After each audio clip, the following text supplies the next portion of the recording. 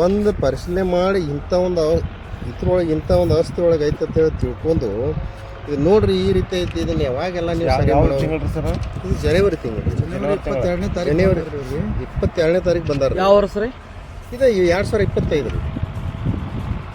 ಒಂದು ವಾರದೊಳಗೆ ಅಂದ್ರೆ ನಾ ಸರಿ ಮಾಡಿ ಕೊಡ್ತೀನಿ, ನೀರೆಲ್ಲ ವ್ಯವಸ್ಥಿತ ಬಂದು ಬೀಳ್ತೈತಿ, ಬೀಳುವಂಗೆ ನಾ ಮಾಡ್ತೀನಿ. ಈ 19 ಎಕರೆ ಎಲ್ಲ ನಾ ಅಗದಿ ಭಾಳ ಚಂದ ಇದನ್ನು ಸರಿಪಡಿಸ್ತೀನಿ ಅಂತೇಳಿ ಅಂದ್ರೆ DDO ಅವರು ಅದನ್ನು ಮಾತು ಕೊಟ್ಟು ಹೋದಾರ್ರಿ. ಈಗ ಹೊಳೆ ಜನವರಿಗೆ 1 ವರ್ಷ ಆಗ್ತೈತೆ ರೀ. 1 ವರ್ಷ ಆಯ್ತು ಇನ್ನೂ ತನಕ DDO ಅವರು ಹೊಳೆ JD ಆದ್ರಿ. ಅವರು ಪ್ರಮೋಷನ್ ಆಗಿ ಅವರ ಮ್ಯಾಗ ಬರಾಕ್ತಾರೆ ಹೊರತಾಗಿ ಇವರು ಮಹಾಂತೇಶ್ ಮುರುಗೋಡ್ ಅಂತ ಹೇಳ್ರಿ, ಇವರು ಹಾರ್ಟಿಕಲ್ಚರ್ ಡೀಲರ್ ಇವರು. ಈಗ ಜಸ್ಟ್ 1-2 ತಿಂಗಳಿಂದ ಅವ್ರು ಮತ್ತೆ ಈಗ ಪ್ರಮೋಷನ್ ಆಗಿ JD ಅಂತೇಳಿ ಅಂದ್ ಮತ್ತೆ ಇಲ್ಲೇ ಬೆಳವಣಿಗೆ ಮುಂದುವರೆದ್ರಿ ಅವ್ರು. ಅಂದ್ರೆ ಈಗ ಅವ್ರು DDO ಅವ್ರು ಬಂದು ನೋಡಿ ಹೋಗಿದಾರ ಅಷ್ಟಕ್ಕೆ ಅದ್ರ ಮ್ಯಾಗ ಕ್ರಮ ಏನೇನು ಕ್ರಮನ ಇಲ್ರಿ. ಕ್ರಮ ಆಗಿತ್ತಂದ್ರೆ ಇದನ್ನ ನೋಡ್ರಿ, ಈಗ ಪ್ರತ್ಯಕ್ಷ ನಿಮ್ಮ ಮುಂದೆ ನಾವೆಲ್ಲ ತೋರ್ಸಾಕ್ತಿವಿ. ಅವ್ರು ಬಂದು ನಿಂತ ಜಾಗದಾಗ ನೀವು ಕೂಡ್ಸಿಂತೀವಿ. ಈಗ ಏನ್ರಿ ಯಾವ ರೀತಿ ಏನು ಅವರ ಪ್ರಗತಿ ಆಗೈತೋ ಏನು ಮತ್ತೇನು ಅವಸ್ಥೆ ಮತ್ತೆ ಯಾವ ಸ್ಥಿತಿಗೆ ಬಂದೈತಿ ಅದನ್ನ ನೀವ ನೋಡೇ ಬಿಡ್ರಿ, ಅದು ನಿಮ್ಗೆ ಗೊತ್ತಾಗ್ಬಿಡ್ತೈತಿ. ಸರ್ ಈಗ ಈ ಹೊಳಿದಿಂದ ಪೈಪ್ಲೈನ್ ಐತೆ ಅಂತ ಹೇಳ್ತಾರೆ. ಹಾಂ, ಎಷ್ಟು ಅಮೌಂಟ್ ಹಾಕಿ ಇದನ್ನ ಪೈಪ್ಲೈನ್ ಮಾಡಿದಾರೆ ಸರ್? ಇದು ಟೋಟಲಿ 70 ಲಕ್ಷದ ಸುಮಾರು 70 ರಿಂದ 80 ಲಕ್ಷ ರೂಪಾಯಿ ಇದನ್ನು ಖರ್ಚು ಮಾಡಾರ್ರಿ ಸರ್ಕಾರ. ಇದಕ್ಕೆ ಅಂತೇಳಿ ಅನುದಾನ ಕೊಟ್ಟು ಸರ್ವಸಾಧಾರಣ ನನ್ನ ಅಂದಾಜು ಪ್ರಕಾರ 70 ರಿಂದ 80 ಲಕ್ಷ ರೂಪಾಯಿ ಖರ್ಚು ಮಾಡಿ ಇದು 19 ಎಕರೆದಿಂದ 20 ಎಕರೆಗೆಲ್ಲ ನೀರಾವರಿ ಆಗಬೇಕು. ಇಲ್ಲಿ ಇದು ತೋಟಗಾರಿಕೆ ಇಲಾಖೆ ಅಂದ್ರೆ ಏನದಾವಲ್ಲ ಹಣ್ಣಿನ ಸಸ್ಯಗಳನ್ನ ಹಚ್ಚಿ ಇದು ಒಂದು ದೊಡ್ಡ ಪ್ರಮಾಣದೊಳಗೆ ಇದನ್ನು.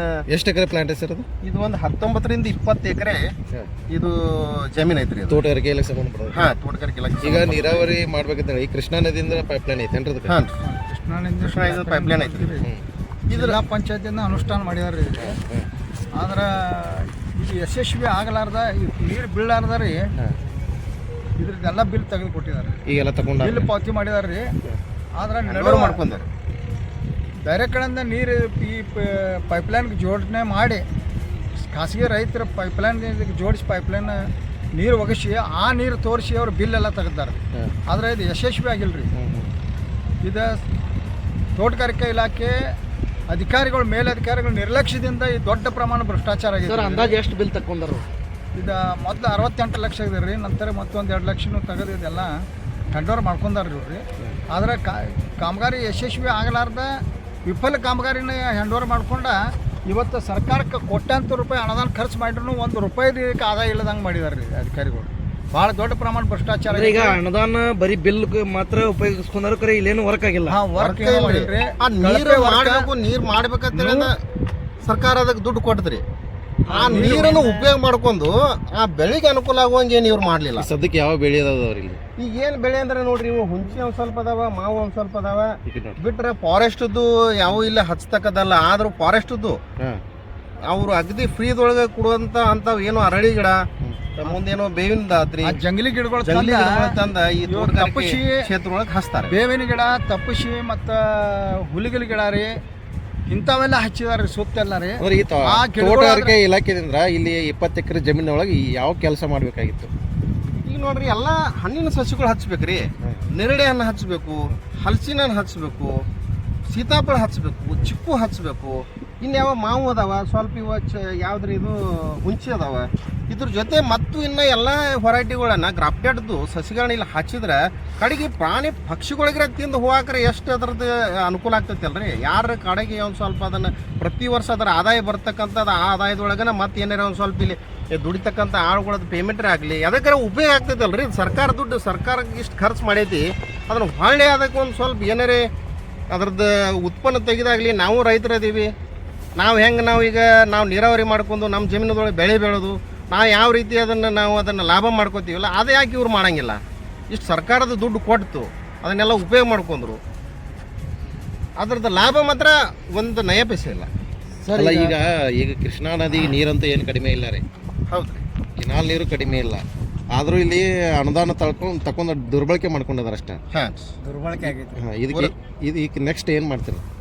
ನೆಕ್ಸ್ಟ್ ಇದು ಇವರು ಈಗ ಜನವರಿ ಒಳಗನ DDO ಅವರು ಬಂದು ಇದನ್ನೆಲ್ಲ ನೋಡಿ 1 ವಾರದೊಳಗನ ನೀರು ಒಗಸಿ ಇದನ್ನೆಲ್ಲ ಗ್ರಾಫ್ಟೆಡ್ದು ನೀವೇನು ಹೇಳಾಕ್ತಾರಲ್ಲ ಅಂತ ಸಸಿಗಳನ್ನೆಲ್ಲ ಹಚ್ಚಿ ಇವ್ರೊಂದು ದೊಡ್ಡ ಒಂದು ನಂದನವನ ಟೈಪ್ ಆಗುವಂಗೆ ನಾ ಮಾಡುವಂಥ ಜವಾಬ್ದಾರಿ ತಗೋತಾನ ಹೇಳಿ ಒಂದು ವರ್ಷ ಹಾಕ್ಬತ್ರಿ ಇಲ್ಲಿ ತನಕ ಅವ್ರು ಏನು ಮಾಡಿಲ್ಲ ಅಂದ್ಬೇಕು ಮುಂದೆ ಇನ್ನೇನು ಮಾಡ್ತಾರ್ರಿ ಇವರು ಈಗ ನಮ್ಮ ಜಿಲ್ಲಾದೊಳಗೆ ಇರಾಕನ ಲೈಕ್ ಇಲ್ರಿ ಇವರು ಬಂದಾಗ ನಾವು GPS ಫೋಟೋ ತೆಗೆದಿಟ್ಟು ಪುರಾವೆಗಳು ಮುಂದೆ JD ಅವ್ರಿಗೆ ಹೋಗಿ ಮತ್ತು 2 ತಿಂಗಳಿಂದ ಮತ್ತೆ ನೆನಪೂಲಿ ಅಂತೇಳಿ ಅಂದ್ರೆ ನಾವು ಕರ್ಕೊಂಬಂದು ತೋರಿಸಿದಲ್ಲದ ಮತ್ತೊಂದು ಹೋಗಿ ಮತ್ತೆ ನಾವು ಒಂದು ದೂರ ಅರ್ಜಿನ ಕೊಟ್ಟಿವಿ ನಾವು ಏನ್ರಿ 70 ರಿಂದ 80 ಲಕ್ಷ ರೂಪಾಯಿ ಖರ್ಚು ಮಾಡ್ಯಾರಿ ಅದು ಇನ್ನೂ ತಕ್ಕ ಉಪಯೋಗ ಆಗಲಿಲ್ಲ ನೀವು ಬಂದು ಹೋದ್ರಿ ನೀವು ಏನು ಮಾಡಲಿಲ್ಲ ಮತ್ತು ಇದನ್ನು ಮಾಡೋರು ಯಾರ ಸರ್ ಕೆರೆಗೆ ಅಷ್ಟೇ ಮತ್ತು ಟೆಂಟ್ ಬೇರೆ ಅಲ್ಲಿಂದ 20 ಲಕ್ಷ ತೆಗ್ದಾರೆ ಟೆಂಟ್ ಚೆನ್ನಾಗಿ ಅದು ಈಗ ನಾವು ಬರೀ ನೀರಾವರಿದ ಅಷ್ಟೇ ಹೇಳ್ತೀವಿ ನಾವು ಶೆಡ್ನೆಟ್ ಹಾಕಿದಾರೆ ರೀ ಈ ಶೆಡ್ನೆಟ್ ಕಾಮಗಾರಿ ಒಳಗೂ ಮೊದಲಿಂದನೂ ಭ್ರಷ್ಟಾಚಾರ ರೀ ಎಲ್ಲ ಇವನು ಸಾಮಗ್ರಿ ಕಳಪೆ ಸಾಮಗ್ರಿ ಉಪಯೋಗ ಮಾಡಿ ಫ್ಯಾಬ್ರಿಕೇಟರ್ ಕೂಡ ಈ ವ್ಯವಹಾರದಾಗ ಗುತ್ತಿಗೆದಾರ ಕೂಡ ಶಾಮೀಲಾಗಿ ತಮಗೆ ಬರಬೇಕಾದಂಥ ಪರ್ಸೆಂಟೇಜ್ ಬಂದರೆ ಆಯಿತು ಮುಗಿತಿರೋಟ್ರೆ ಇದು ಏನು ಇಲಾಖೆಗೆ ತೋಟಗಾರಿಕೆಗೆ ಇದು ಪ್ರಯೋಜನ ಆಗ್ತೈತಿ ಇಲ್ಲ ಅನ್ನೋದು ಅವ್ರಿಗೆ ಕಾಳಜಿ ಇಲ್ಲ ತಮಗೆ ಬರಬೇಕಾದ ಬಿಲ್ಲಿನ ಪರ್ಸೆಂಟೇಜ್ ಬಗ್ಗೆ ಅಷ್ಟೇ ಕಾಳಜಿ ಇರ್ತಿದ್ರಿ ಅಧಿಕಾರಿಗಳ ಭ್ರಷ್ಟಾಚಾರದ ಒಳಗೆ ಅವ್ರು ಪೂರ್ತಿ ಮುಳುಗಿ ಹೋಗಿದಾರೆ ರೀ ಇಲ್ಲಿ ನೋಡ್ರಿ ನರೇಗಾದ ಒಳಗೆ ಇಲ್ಲಿ ಗಿಡಗಳು ಹಚ್ಚಿದ್ರಿ ಇಲ್ಲಿ ಇವತ್ತು ಒಂದು ಗಿಡ ಇಲ್ಲಿ ಕಾಣಿಸ್ತಾ ಇಲ್ಲ ಆದ್ರೆ ಇದ್ರ ಬಗ್ಗೆ ಲಕ್ಷಗಟ್ಟಲೆ ದುಡ್ಡು ತೆಗ್ದಾರೆ ರೀ ಈ ಒಂದು ಗಿಡ ಕಾಣಿಸ್ತಾವ ನೋಡ್ರಿ ಇಲ್ಲಿ ಈಗ ಅಲ್ಲಿ ಏನು ಮಾಡತ್ತಿದಾರ ಅವ್ರು ಏನು ಕೆಲಸ ಮಾಡತ್ತಿದಾರೆ ನೋಡ್ರಿ ಖಾಲಿ ನೆಲದೊಳಗೆ ಅವ್ರಿಗೆ ಕಸ ತೆಗಿಯಕ್ಕೆ ಹಚ್ಚಾರ ಅವ್ರಿಗೆ ಏನ್ರಿ ಅದು ಏನೋ ಉಪಯೋಗ ಇಲ್ಲದ ಕೆಲಸ ಅದ ಇಲ್ಲಿ ಹುಂಚಿ ತೆಗದ್ರೆ ಒಂದು ಅದು ಒಂದು ಏನಾರ ಬೆಳಿಗ್ರಾಗ್ಲಿ ಎಷ್ಟು ಉಪಯೋಗ ಆಗ್ತಿತ್ತು ಕಡೆ ಯಾರೋ ಒಬ್ಬರ ಅದು ಕಿಡಿಗೇಡಿಗಳು ಬಂದು ಒಂದ ಕಡ್ಡಿ ಏನಾದರೂ ಇಂಥ ಟೈಮ್ಗಳು ಕೊರೆದು ಹೋಗದ್ರೆ ಈ ಹುಂಚಿ ಗಿಡ ಇಷ್ಟೆಲ್ಲ ಖರ್ಚು ಮಾಡಿ ಇಷ್ಟಿರ್ತಕ ಇಲ್ಲಿ ತಕ ಎಲ್ಲ ಗುದ್ದಾಡಿದ ಎಲ್ಲ ವ್ಯರ್ಥ ಆಗಿ ಹೋಗುವಂಥ ದಿವ್ಸ ನೋಡ್ರಿ ಇವ ಇಂಥ ಇದನ್ನ ಬಿಟ್ಟ ಇಂಥ ಬೆಳೆ ಒಳಗೆ ತೆಗ್ಯಾಕೆ ಹಚ್ಚೋದು ಬಿಟ್ಟು ಆ ಖುಲ್ಲಾ ನೆಲದಾಗ ಖುಲ್ಲಾ ಜಾಗದಾಗ ಅವ್ರಿಗೆ ಆಳುಗಳ ಕೆಲಸಕ್ಕೆ ಹಾಕಿ ಹೋಗ್ಬಿಟ್ರೆ ಯಾವ ಅಧಿಕಾರಿಗಳು ಸಹಿತ ಪ್ರಯೋಜನಕ್ಕೆ ಬಾರದ ಕೆಲಸ ಆದ ಸಂದರ್ಭದಲ್ಲಿ ತಾಲೂಕು ಅಧಿಕಾರಿಗಳು ಯಾರಿದ್ರು ಸರ್ ಇಲ್ಲಿ ಇವರು ಹಗರ ಅನ್ನೋಕ್ಕಿಂತನವ್ರು ಇದು ಈಗ 5-6 ವರ್ಷ ಹತ್ರಲ್ಲ ಇದ್ರಿ ಈಗ ಪ್ರತಿಯೊಬ್ಬರು 2 ವರ್ಷಕ್ಕೆ 3 ವರ್ಷಕ್ಕೆ ಬರುತ್ತೆ ಮೊದಲ್ರಿ ಮಾರುತಿ ಕಳ್ಳಿಮನಿಯವ್ರು ಇದ್ರಿ ಆನಂತರ ಶಮಂತ್ ಸರ್ ಬಂದ್ರಿ ಶಮಂತ್ ಅವರು ಯುದ್ಧ ಮಾಡಿದ್ರಿ ತಮಗೆ ಬರಬೇಕಾದ ಬಿಲ್ ಬಂದ್ರೆ ಅಷ್ಟೇ ಸಾಕು ಭ್ರಷ್ಟಾಚಾರ ಆದ್ರೆ ನಡೆದ ನಮಗೆ ಬರಬೇಕಾದಂಥ ಹಣ ಬಂದು ಮುಟ್ರೆ ಆಯ್ತು ರೀ ಅವ್ರು ಏನೋ ಡಿಪಾರ್ಟ್ಮೆಂಟದ ಆಸ್ತಿ ಪಾಸ್ತಿ ಗಿಡ ಗಂಟಿ ಎಲ್ಲ ಹಾಳಾಗಿ ಹೋದ್ರೂ ಅವ್ರು ಅದ್ರ ಬಗ್ಗೆ ಲಕ್ಷ್ಯ ಕೊಡಂಗಿಲ್ಲ ರೀ ಇವತ್ತು ನೋಡ್ರಿ ಆ ಈ 20 ಎಕರೆಗೆ ಇಬ್ಬರು ಹೊರಗುತ್ತಿಗೆ ನೌಕರ ನೇಮಕ ಮಾಡಿದಾರೆ ರೀ ಇಲ್ಲಿ ಇನ್ನೂ ಇಬ್ಬರು ಮತ್ತು ಅಲ್ಲಿ ಒಂದು 4 ಜನ ಬೇಕ್ರಿ ಅಲ್ಲೂ ಇಬ್ಬರು ಆದರೆ ಇವ್ರು ಇರುವಂಥವ್ರಿಗೆ ಎಲ್ಲ ವ್ಯವಸ್ಥೆ ಸರಿಯಾಗಿ ಮಾಡ್ತಾ ಇಲ್ರಿ ಇಲ್ಲಿ ನೋಡ್ರಿ ನಾಗರ ಹಾವ ಇವು ಕೆಟ್ಟ ವಿಷಕಾರಿ ಹಾವುಗಳು ಅದಾವ್ರಿ ಇಂಥದ್ರಾಗ ಹುಲ್ಲು ಕೊರಕ್ಕೆ ಹಚ್ಚಾರ ಅವ್ರ ಕೈ ಗ್ಲೌಸ್ ಇಲ್ರಿ ಅದು ಇವತ್ತು ಬಂದಾಗ ಕಳಿಸ್ತಿದ್ರು ಅದು ಅವ್ರು ಕೆಲಸ ಮಾಡೋರು